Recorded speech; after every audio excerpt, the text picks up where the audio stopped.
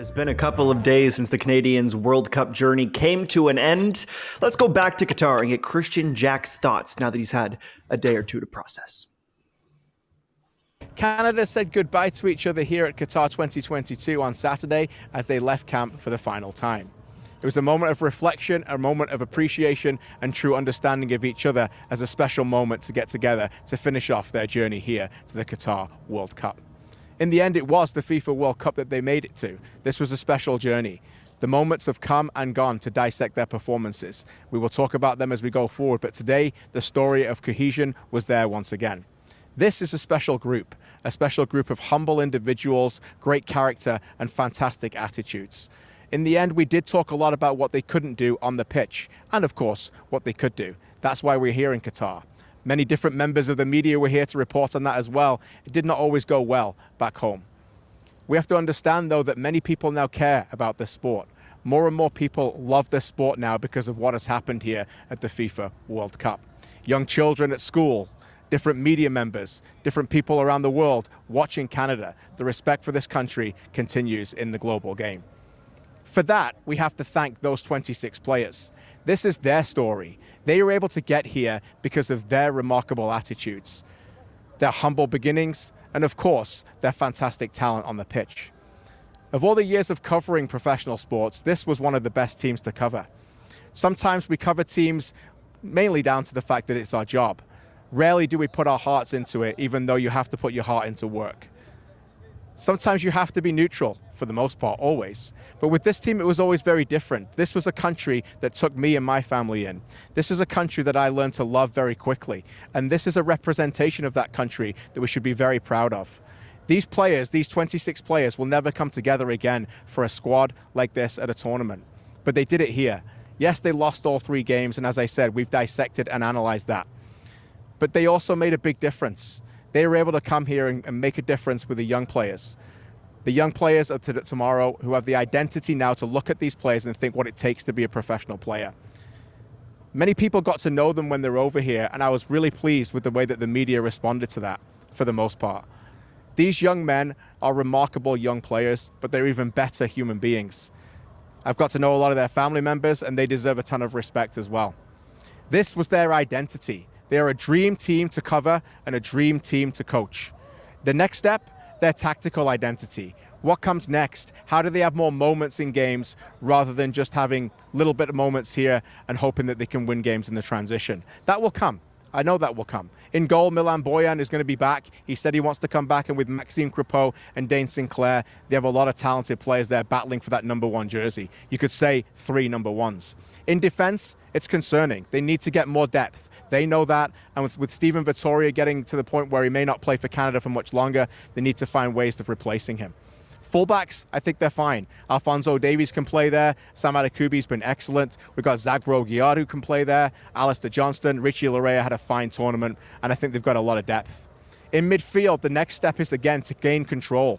A lot of teams here at the World Cup have gained control of games because of playing 3-man midfields or destroying teams with a number in midfield that the other team did not have. Canada set that standard in the quarterfinals of the Gold Cup against Costa Rica, where they had Osorio and Kay and Stefan Eustáquio, arguably the most important player on this squad. Eustáquio's loss here was far, far too difficult to get over. What do they do now to build around Eustáquio and Kone? How do they find a 6? Is that Liam Fraser? What about Alistair Johnston? I think he can play in midfield as well and look to be able to build that team forward as being a 6 to protect Kone and the likes of Eustáquio, Osorio and others. Up front, we know what they've got. Track athletes, players that can beat teams in one-on-one situations regularly. No team completed more dribbles here in the group stages than Canada. They can be lethal in transition, but they can also be lethal in attack if they control games. Jonathan David is a superstar that many people picked on here at the World Cup, I think unfairly. We know what Alphonso Davies can bring, and Tajon Buchanan was the best player here for Canada at the World Cup. Kyle Larin will continue to score goals. They've got a lot of talent coming through. In the end, there's a lot to like about Canada as they all departed. They held their heads high, and it was a fantastic team to cover. That is the most important thing. You never forget how people make you feel. This Canadian team made a lot of people feel very special. Well, thank you very much, KJ, for the reflections on what has been for Canada.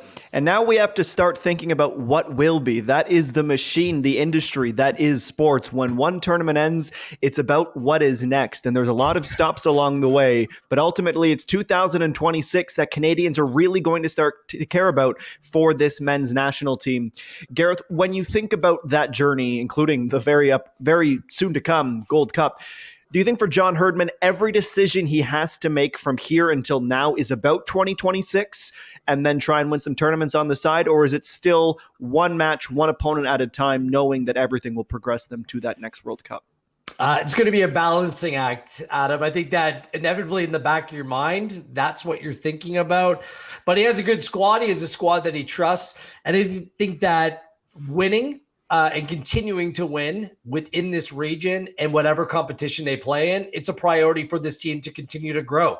They need to learn how to win in difficult moments. I mean, we saw it over the course of World Cup qualifying. That was a glimpse. It was during COVID. They took full advantage of empty stadiums, playing in ice and snow and everything else. But they're still undergoing that process. I do think that there's going to be natural succession plans that are going to take place. I count 6 players in this Canada side over the age of 30. It's unlikely that all of them will be involved. Obviously, Atiba, no chance he'll be playing in the next World Cup. Same thing goes with Steven Vittoria. I'd be absolutely shocked if he's still at the right level. But the other players, Hoylett, Wotherspoon, Osorio, Borjan, are these players absolute locks for roles in this team going forward? We'll see about that. So there's going to have to be some kind of transition. They will inevitably go a little bit younger, but I don't think that you can just say, no, the older players are out and in with the new. I just don't see that being the way forward. Oliver, pick up on that, if you will. Gareth mentioned some names that we don't expect to see in 2026. Do you want to add to that list, or perhaps think about who might not be there even for the Gold Cup? Yeah, no, I think the list is right. The big question for me is not if a transition happens, it's when it happens, because this summer's big for Canada, right? It's Nations League finals if Canada qualifies for that, and then the Gold Cup.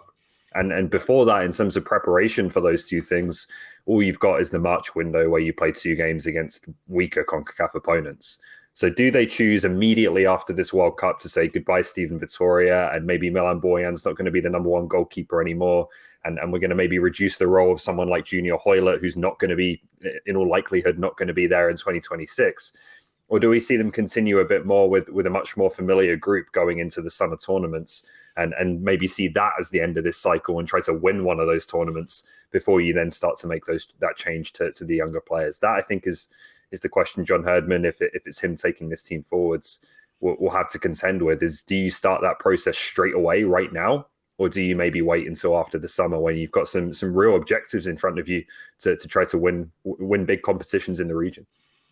Jordan, we know age is subjective. Some people might have a different definition of old and older players, but with that general theme in mind, which older players do you not expect to see on the 2026 roster? So I'm glad I got this question, because I want to clarify something. I think in Europe, when players are playing 28, 29, 30, 31, they're still signing great deals. Managers are looking for them to go on a squad and to be a leader and to play their best years of football. Now, in North America, we have a tendency sometimes you hit 28, 29, people are looking at you like, oh, you're old. I just want to say a few names quickly. Casemiro is 30 years old. No chance this is his last World Cup. For me, he's been the best defensive midfielder at the tournament. Griezmann is 31. Kovacic, 28. Like, these guys are, like, right now at their prime. If you want to even take the list even further, you got, like, a Modric who's 37, Perisic who's 33, Kramaric who's 31, Giroud who's 36. I didn't even know that. I thought he was, like, 33, 34. What I'm basically trying to say is that guys can still ball. It's about quality. It is not about your age. Now, yeah, I agree with Wheels about a balancing act, because that is what makes a great team. You have the 20 to 25-year-old gap that is hungry, ready to learn, and then maybe whatever you want to look at in terms of 30 to 35, whatever that age might be, but the experienced players, the guys that have played 200 caps for a club, the guys that have put it in, that know what it takes to bring into a match.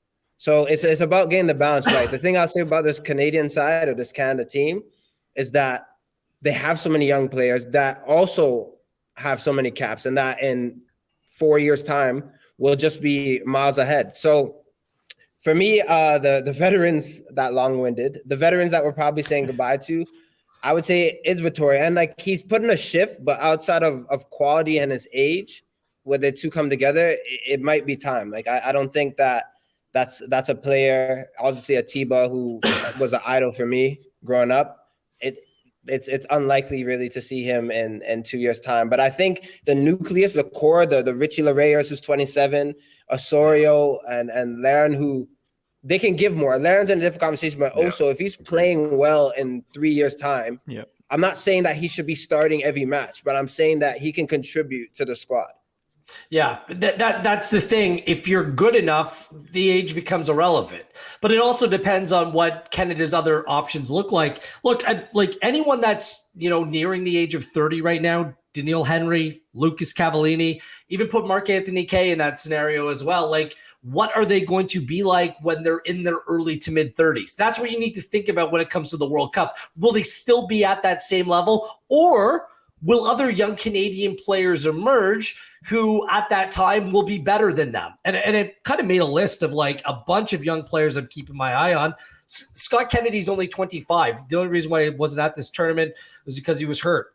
Brim, Schaffelberg, Akinola, some players that need like another step in their career, but you're keeping an eye on. Ugbo and Miller, who are in the team, and their best days seemingly look to be ahead of them as well. Do players like Daniel Jebison commit to Canada? I think there's a real conversation there. He needs to play. Justin Smith, he needs to play. He played for the under-20s for Canada. Theo Corbeanu.